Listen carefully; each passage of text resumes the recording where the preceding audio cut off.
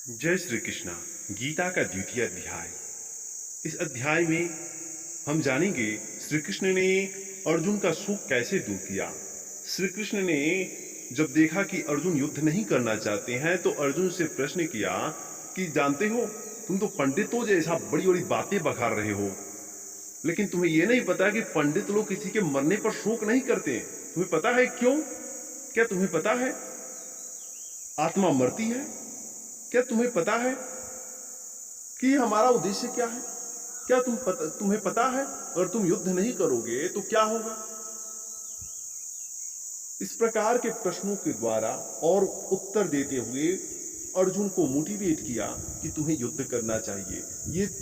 युद्ध तुम्हारा उद्देश्य है। आइए हम द्वितीय अध्याय को विस्तार से जानते हैं और मोटिवेशन भी प्राप्त करते हैं श्री कृष्ण के द्वारा। जय श्री कृष्ण। अगर वीडियो पसंद आए तो लाइक कमेंट सब्सक्राइब करना न भूलें। राधे राधे। श्री परमात्मने नमः। दूसरा अध्याय। रथ के मध्य भाग में बैठ जाने पर अर्जुन की क्या दशा हुई संजय? संजय बोले, हे राजन, जो बड़े उत्साह से युद्ध करने आए थे पर कायरता के कारण जो विषाद कर रहे हैं और जिनके नेत्रों में इतने आंसू भर आए हैं कि देखना भी मुश्किल हो रहा है, ऐसे अर्जुन से भगवान मधुसूदन बोले कि हे अर्जुन, इस बेमौके पर तुझमें यह कायरता कहां से आ गई? यह कायरता न तो श्रेष्ठ पुरुषों के द्वारा धारण करने लायक है और न स्वर्ग देने वाली है और न कीर्ति करने वाली ही है। इसलिए हे पार्थ, तू इस नपुंसकता को अपने में मत आने दे, क्योंकि तेरे जैसे पुरुष में इसका आना उचित नहीं है। अतः हे परंतप, हृदय की इस तुच्छ दुर्बलता को छोड़कर तू युद्ध के लिए खड़ा हो जा। ऐसा सुनकर अर्जुन क्या बोले संजय? अर्जुन बोले, महाराज, मैं मरने से थोड़े ही डरता हूँ, मैं तो मारने से डरता हूँ। हे अरिसूदन, ये भीष्म और द्रोण जो पूजा करने योग्य हैं, इसलिए हे मधुसूदन, ऐसे पूज्य जनों को तो कटु शब्द भी नहीं कहना चाहिए, फिर उनके साथ में बाणों से युद्ध कैसे करूं? अरे भैया, केवल कर्तव्य पालन के सामने और भी कुछ देखा जाता है क्या? महाराज, महानुभाव, गुरुजनों को न मारकर मैं इस मनुष्य लोक में भिक्षा के अन्न से जीवन निर्वाह करना भी श्रेष्ठ समझता हूँ। अगर आपके कहे अनुसार मैं युद्ध भी करूं तो गुरुजनों को मारकर उनके खून से लथपथ तथा धन की कामना की मुख्यता वाले भोगों की ही तो भोगूंगा। इससे मुझे शांति थोड़ी ही मिलेगी। फिर तुम क्या करना ठीक समझते हो? हे भगवान, हम लोग ये नहीं समझ पा रहे हैं कि युद्ध करना ठीक है, ये युद्ध न करना ठीक है, तथा युद्ध में हम उनको जीतेंगे या वे हमको जीतेंगे। सबसे बड़ी बात तो यह है भगवान कि हम जिनको मारकर जीना भी नहीं चाहते, वही धृतराष्ट्र के संबंधी हमारे सामने खड़े हैं। फिर इनको हम कैसे मारें? जब तुम निर्णय नहीं कर सकते हो तो फिर तुमने क्या उपाय सोचा? हे महाराज, कायरता के दोष से मेरा छात्र स्वभाव दब गया है और धर्म का निर्णय करने में मेरी बुद्धि काम नहीं कर रही है। इसलिए जिससे मेरा निश्चित कल्याण हो वह बात मेरे लिए कहिए। मैं आपका शिष्य हूँ और आपके ही शरण हूँ। आप मुझे शिक्षा दीजिए। परंतु महाराज, आपने पहले जैसे युद्ध करने के लिए कह दिया था वैसा फिर न कहें, क्योंकि युद्ध के परिणाम में मुझे यहाँ का धन धान्य से संपन्न और निष्कंटक राज्य मिल जाए अथवा देवताओं का आधिपत्य मिल जाए तो भी मेरा यह इंद्रियों को सुखाने वाला शोक दूर हो जाए, ऐसा मैं नहीं देखता। फिर क्या हुआ संजय? संजय बोले, हे राजन, निंद्रा विजयी अर्जुन अंतर्यामी भगवान श्री कृष्ण से मैं युद्ध नहीं करूंगा ऐसा साफ साफ कहकर चुप हो गए। अर्जुन के चुप होने पर भगवान ने क्या कहा? अंतर्यामी भगवान श्री कृष्ण दोनों सेनाओं के मध्य भाग में विषाद करते हुए अर्जुन से मुस्कुराते हुए कहने लगे, तू शोक न करने लायक शोक करता है और पंडिताई की सी बड़ी बड़ी बातें बघाड़ता है, परंतु जो मर गए हैं उनके लिए और जो जीते हैं उनके लिए भी पंडित लोग शोक नहीं करते। शोक क्यों नहीं करते भगवान? मैं, तू और ये राजा लोग पहले नहीं थे, यह बात भी नहीं है, और हम सब आगे नहीं रहेंगे, यह बात भी नहीं है। अर्थात हम सब पहले भी थे और आगे भी रहेंगे। ऐसा जानकर पंडित लोग शोक नहीं करते। इस बात को कैसे समझा जाए? अरे भैया, देहधारी के इस शरीर में जैसे कुमार, युवा और वृद्धावस्था होती है, ऐसे ही देहधारी को दूसरे शरीरों की प्राप्ति होती है। इस विषय में पंडित लोग मोहित नहीं होते। कुमार आदि अवस्थाएं शरीर की होती है, यह तो ठीक है, पर अनुकूल, प्रतिकूल, सुखदायी, दुखदायी पदार्थ सामने आ जाए तब क्या करे भगवान?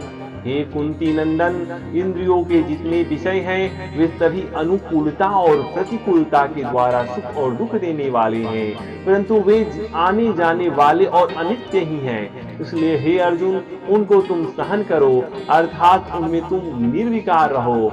उनको सहने से, उनमें निर्विकार रहने से क्या लाभ होता है? हे पुरुषों में श्रेष्ठ अर्जुन, सुख दुख में समान रहने वाले जिस धीर पुरुष के ये इंद्रियों के विषय जड़ पदार्थ सुख दुखी नहीं करते, वह स्वतः सिद्ध अमरता का अनुभव प्राप्त कर लेता है। वह अमरता का अनुभव कैसे कर लेता है? सत्य की सत्ता का कभी अभाव नहीं होता और असत्य की सत्ता ही नहीं है। इन दोनों के तत्वों को तत्वदर्शी महापुरुष जान लेते हैं, इसलिए वे अमर हो जाते हैं। वह सत्य क्या है भगवान? जिससे यह संपूर्ण संसार व्याप्त है, उसको तुम अविनाशी समझो। इस अविनाशी का विनाश कोई भी नहीं कर सकता। असत्य क्या है भगवान? इस अविनाशी, अप्रमेय और नित्य रहने वाले शरीर के ये सब अंत वाले हैं, विनाशी हैं। इसलिए हे अर्जुन, तुम अपने युद्ध रूप कर्तव्य का पालन करो। युद्ध में तो मरना मारना ही होता है। इस अविनाशी शरीरी को शरीरों की तरह मरने वाला मानता है और जो इसको मारने वाला मानता है, वे दोनों ही ठीक नहीं जानते, क्योंकि यह न किसी को मारता है और न स्वयं मारा जाता है। यह शरीरी मरने वाला क्यों नहीं है भगवान? यह शरीरी न तो कभी पैदा होता है और न कभी मरता ही है। यह पैदा होकर भी होने वाला नहीं है। यह जन्म रहित, नित्य निरंतर रहने वाला, शाश्वत और अनादि है। शरीर के मारे जाने पर भी यह नहीं मारा जाता। ऐसा जानने से क्या होगा?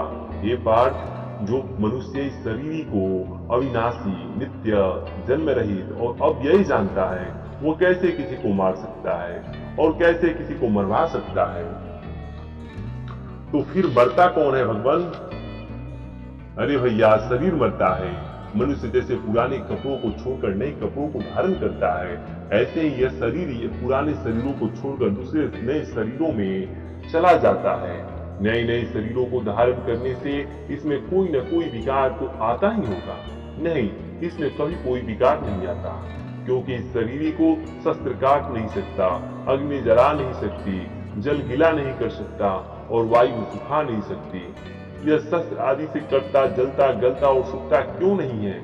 यह शरीर काटा भी नहीं जा सकता, जलाया भी नहीं जा सकता, गीला भी नहीं किया जा सकता और सुखाया भी नहीं जा सकता, क्योंकि यह नित्य रहने वाला, सब में परिपूर्ण, स्थिर स्वभाव वाला, अचल और सनातन है। यह देही इंद्रियों आदि का विषय नहीं है, अर्थात यह प्रत्यक्ष नहीं दिखता। यह अंतःकरण का भी विषय नहीं है और इसमें कोई विकार भी नहीं होता। इसलिए इस देही को ऐसा जानकर तुझे शोक नहीं करना चाहिए। यहाँ शरीर का अर्थ आत्मा से है। इस शरीर को निर्विकार मानने पर तो शोक नहीं हो सकता, पर इसे विकारी मानने पर तो शोक हो ही सकता है। हे महाबाहो, अगर तू इस शरीर को नित्य पैदा होने वाला और नित्य मरने वाला भी मान ले, तो भी तुझे इसका शोक नहीं करना चाहिए, क्योंकि जो पैदा हुआ है वह जरूर मरेगा और जो मर गया है वह जरूर पैदा होगा। इस नियम को कोई हटा नहीं सकता। अतः शरीर को लेकर तुझे शोक नहीं करना चाहिए। शरीर को लेकर शोक नहीं करना चाहिए, यह तो ठीक है, पर शरीर को लेकर तो शोक होता ही है भगवान। शरीर को लेकर भी शोक नहीं हो सकता, क्योंकि हे भारत, सभी प्राणी जन्म से पहले अप्रकट थे और मरने के बाद फिर अप्रकट हो जाएंगे, केवल बीच में प्रकट दिखते हैं। अतः इसमें शोक करने की बात ही कौन सी है? तो फिर शोक क्यों होता है? न जानने से। जानना कैसे हो? वह जानना अर्थात अनुभव करना इंद्रिया, मन, बुद्धि से नहीं होता। इसलिए इस शरीर को देखना, कहना, सुनना सब आश्चर्य की तरह ही होता है। अतः इसको सुन करके कोई भी नहीं जान सकता, अर्थात इसका अनुभव तो स्वयं से ही होता है। तो फिर वह कैसा है? हे भरतवंशी अर्जुन, प्रत्यदेह में रहने वाला यह देही नित्य ही अवध्य है। ऐसा जानकर तुझे किसी भी प्राणी के लिए शोक नहीं करना चाहिए। शोक दूर करने की तो आपने बहुत सी बातें बता दी, पर मुझे जो पाप का भय लग रहा है वह कैसे दूर हो। अपने धर्म को देखकर भी तुझे भयभीत नहीं होना चाहिए, क्योंकि क्षत्रियों के लिए धर्म में युद्ध से बढ़कर दूसरा कोई कल्याणकारक कर्म नहीं है। तो क्या क्षत्रियों को युद्ध करते ही रहना चाहिए? नहीं भैया, जो युद्ध आप अपने आप से प्राप्त हो जाए, सामने आ जाए, वह युद्ध तो क्षत्रिय के लिए स्वर्ग जाने का पूरा दरवाजा है। इसलिए हे पार्थ, ऐसा युद्ध जिन क्षत्रियों को प्राप्त होता है वे ही वास्तव में सुखी हैं। ऐसा आप से आप प्राप्त युद्ध को मैं न करूं तो? अगर तू ऐसे धर्म में युद्ध को नहीं करेगा तो तेरे छात्र धर्म का और तेरी कीर्ति का नाश होगा तथा तुझे कर्तव्य पालन न करने का पाप भी लगेगा। अब कीर्ति से क्या होगा? अरे भैया, तू युद्ध नहीं करेगा तो देवता, मनुष्य आदि सभी तेरी बहुत दिनों तक रहने वाली अपकीर्ति का कथन करेंगे। वह अपकीर्ति आदरणीय सम्मानीय मनुष्यों के लिए मृत्यु से बढ़कर दुखदायी होती है। और क्या होगा भगवान? जिन भीष्म, द्रोणाचार्य आदि महारथियों की दृष्टि में तू श्रेष्ठ माना गया है, उनकी दृष्टि में तू तुच्छता को प्राप्त हो जाएगा और वे महारथी लोग तुझे मरने के भय के कारण युद्ध से उपरत हुआ मानेंगे। क्या मैं यह सह नहीं सकता भगवान? नहीं, तू सह नहीं सकता, क्योंकि तेरे शत्रुओं को वैर भाव निकालने का मौका मिल जाएगा। वे तेरी सामर्थ्य की निंदा करते हुए तुझे न कहने लायक बहुत से वचन कहेंगे। उससे बढ़कर और दुख क्या होगा? और अगर मैं युद्ध करूं तो? युद्ध करते हुए अगर तू मारा जाएगा तो तुझे स्वर्ग मिल जाएगा, और अगर युद्ध में तू जीत जाएगा तो तुझे पृथ्वी का राज्य मिल जाएगा। अतः हे कुंती नंदन, तू युद्ध का निश्चय करके खड़ा हो जा। क्या युद्ध से मुझे पाप नहीं लगेगा भगवान? नहीं, पाप तो स्वार्थ बुद्धि से ही होता है। अतः तू जय पराजय, लाभ हानि और सुख दुख में समबुद्धि रहकर युद्ध कर। इस प्रकार युद्ध करने से तुझे पाप नहीं लगेगा। जिस समबुद्धि से कर्म करते जरा भी पाप नहीं लगता, उसकी और क्या विशेषता है भगवान? इस समबुद्धि की बात मैंने पहले सांख्य योग में कह दी है। अब तू इसको कर्म योग के विषय में सुन। इस समबुद्धि से युक्त हुआ तू संपूर्ण कर्मों के बंधन से छूट जाएगा। इस समबुद्धि के आरंभ मात्र का भी नाश नहीं होता, इसके अनुष्ठान का कभी उल्टा फल नहीं होता। इसका थोड़ा सा भी अनुष्ठान जन्म मरण रूप महान भय से रक्षा कर लेता है। जिस समबुद्धि की आपने इतनी महिमा गाई है, उसको प्राप्त करने का उपाय क्या है? इस समबुद्धि की प्राप्ति के विषय में व्यवसायत्मिका एक परमात्मा प्राप्ति की निश्चय वाली बुद्धि एक ही होती है, परंतु जिनका परमात्मा प्राप्ति का एक निश्चय नहीं है, ऐसे मनुष्यों की बुद्धियां अनंत और बहु शाखाओं वाली होती है। उनका परमात्मा प्राप्ति एक निश्चय क्यों नहीं होता? जो कामनाओं में तन्मय हो रहे हैं, स्वर्ग को ही श्रेष्ठ मानने वाले हैं, वेदों में कहे हुए सकाम कर्मों में ही प्रीति रखने वाले हैं तथा भोगों के सिवाय और कुछ है ही नहीं ऐसा कहने वाले हैं, वे बेसमझ मनुष्य इस पुष्पित वाणी को कहा करते हैं, जो कि जन्म रूप कर्म फल को देने वाली है तथा भोग और ऐश्वर्य की प्राप्ति के लिए बहुत सी क्रियाओं का वर्णन करने वाली है। भोगों का वर्णन करने वाली पुष्पित वाणी से जिनका चित्त हर लिया गया है, अर्थात भोगों की तरफ खींच गया है, और जो भोग तथा ऐश्वर्य में अत्यंत आसक्त हैं, उन मनुष्यों की परमात्मा में एक निश्चय वाली बुद्धि नहीं हो सकती। भोग और ऐश्वर्य की आसक्ति से बचने के लिए मुझे क्या करना चाहिए भगवान? वेद तीनों गुणों के कार्य का वर्णन करने वाला है, इसलिए हे अर्जुन, तू वेदों में कहे हुए सकाम कर्मों से रहित हो जा, राग द्वेष आदि द्वंद्वों से रहित हो जा और नित्य निरंतर रहने वाले परमात्म तत्वों में स्थित हो जा। तू अप्राप्त वस्तु की प्राप्ति की और प्राप्त वस्तु की रक्षा की भी चिंता मत कर और केवल परमात्मा के परायण हो जा, अर्थात एक परमात्मा प्राप्ति का ही लक्ष्य रख। ऐसा एक निश्चय कोई कर ले तो उसका क्या परिणाम होता है? जैसे बहुत बड़े सरोवर के प्राप्त होने पर छोटे सरोवर का कोई महत्व नहीं रहता, कोई जरूरत नहीं रहती। ऐसे ही वेदों और शास्त्रों के तात्पर्य को जानने वाला तत्वज्ञ जीवन मुक्त महापुरुष की दृष्टि में संपूर्ण वेदों का उतना ही तात्पर्य है, अर्थात उनके मन में संसार का, भोगों का कोई महत्व नहीं रहता। मेरे लिए ऐसी स्थिति को प्राप्त करने का कोई उपाय है? हाँ, कर्म योग है। तेरा कर्तव्य कर्म करने में ही अधिकार है, फल में कभी नहीं। अर्थात फल की इच्छा न रखकर अपने कर्तव्य का पालन कर।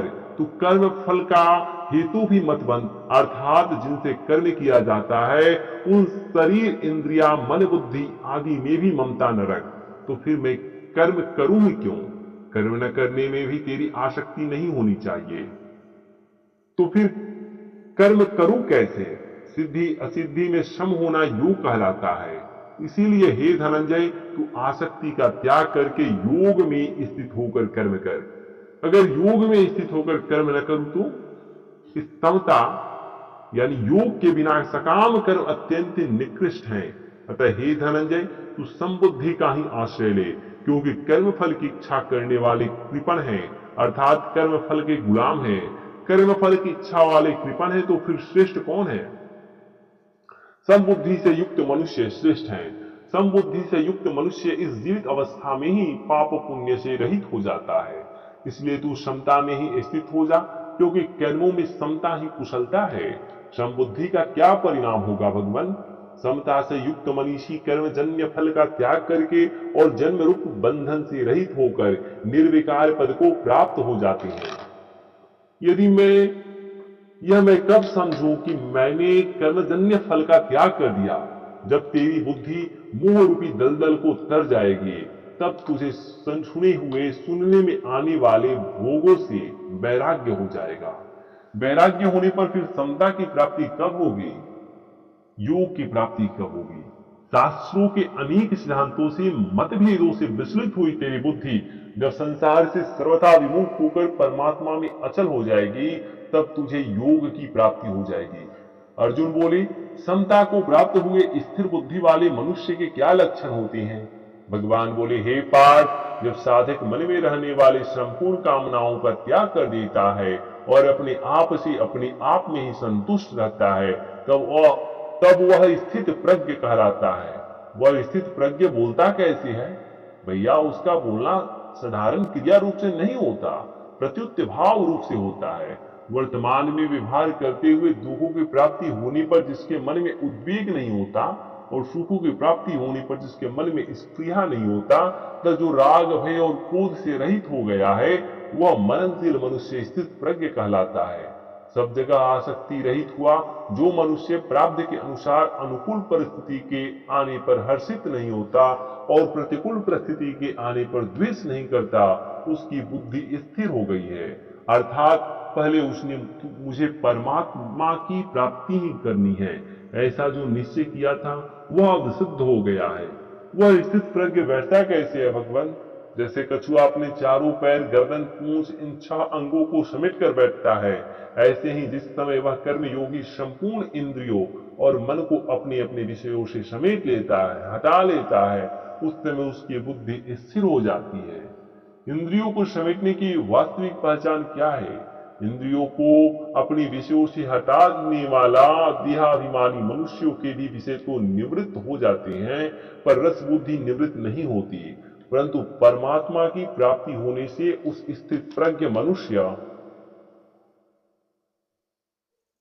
परंतु परमात्मा की प्राप्ति होने से इस स्थित प्रज्ञ मनुष्य की रस बुद्धि भी निवृत्त हो जाती है। रस बुद्धि रहने से क्या हानि होती है? हे कुंती नंदन, रस बुद्धि रहने से साधन परायण विवेकी मनुष्य भी प्रमथनशील इंद्रिया उसके मन को जबरदस्ती विषयों की तरफ खींच ले जाती है। इस रस बुद्धि को दूर करने के लिए क्या करना चाहिए भगवान? कर्म योगी साधक संपूर्ण इंद्रियों को वश में करके मेरे परायण होकर बैठे, अर्थात मेरे भरोसे निश्चित हो जाएं। इस तरह जिसकी इंद्रिया वश में है उसकी बुद्धि प्रतिष्ठित है। आपके परायण न होने से क्या होगा? मेरे परायण न होने से विषयों का चिंतन होगा, भोगों का चिंतन होगा। विषयों के चिंतन से क्या होगा? मनुष्य की उन विषयों में आसक्ति हो जाएगी। आसक्ति होने से क्या होगा? उन विषयों को प्राप्त करना की पूर्ति में बाधा पड़ने पर क्रोध आ जाएगा। क्रोध आने से क्या होगा?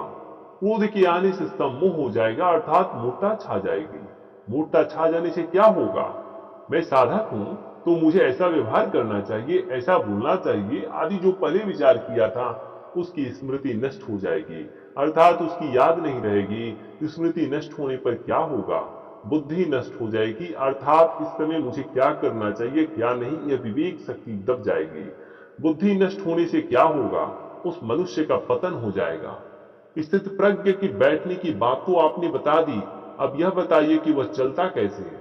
भैया, उसका चलना क्रिया रूप से नहीं भाव रूप से होता है। वशीभूत अंतःकरण वाला साधक राग द्वेष से रहित और अपने वश में की हुई इंद्रियों के द्वारा विषयों का सेवन करता हुआ अंतःकरण की प्रसन्नता को प्राप्त हो जाता है। अंतःकरण की प्रसन्नता को प्राप्त होने पर क्या होता है? उस प्रसन्न चित्त वाले मनुष्य के संपूर्ण दुखों का नाश हो जाता है और उसकी बुद्धि बहुत जल्दी परमात्मा में स्थिर हो जाती है। बुद्धि स्थिर किसकी नहीं होती? जिसका मन और इंद्रिया संयमित नहीं है, ऐसे मनुष्य की व्यवसायत्मिका बुद्धि नहीं होती। व्यवसायत्मिका बुद्धि न होने से उसकी मुझे केवल अपने कर्तव्य का पालन करना है ऐसी भावना, ऐसा विचार नहीं होता। ऐसी भावना न होने से, अर्थात अपने कर्तव्य का पालन न होने से उसको शांति नहीं मिलती। फिर अशांत मनुष्य को सुख भी कैसे मिल सकता है? जो संसारी है उसकी बुद्धि स्थिर होने की तो संभावना ही नहीं है, पर जो साधक है उसकी बुद्धि स्थिर न होने में क्या कारण है?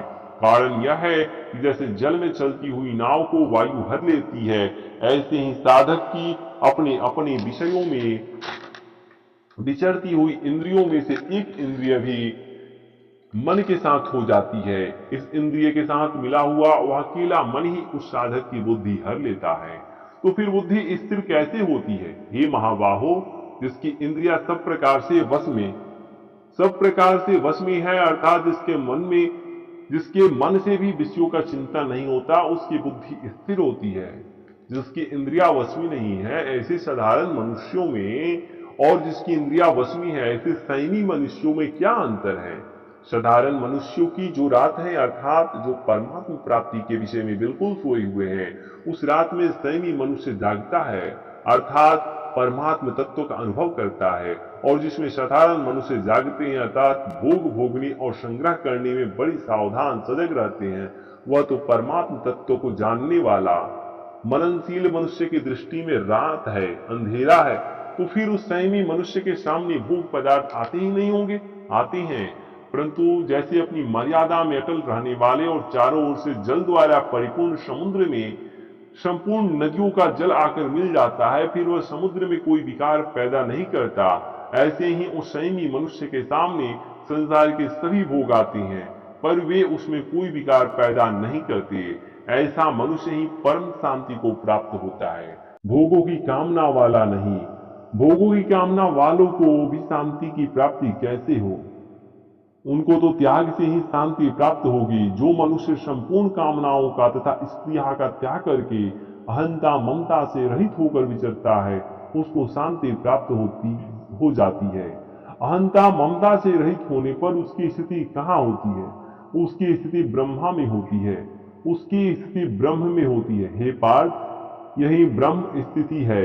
इसको प्राप्त होने पर मनुष्य कभी मोहित नहीं होता। यदि मनुष्य इस ब्राह्मी स्थिति में अंतकाल में ही स्थित हो जाए, अर्थात अंतकाल में भी अहंता ममता रहित हो जाए, तो वह निर्वाण ब्रह्म को प्राप्त हो जाता है। जय श्री कृष्ण। राधे राधे। द्वितीय अध्याय समाप्त हुआ। कृपया लाइक कमेंट करें और चैनल को सब्सक्राइब करना न भूलें। जय श्री कृष्ण।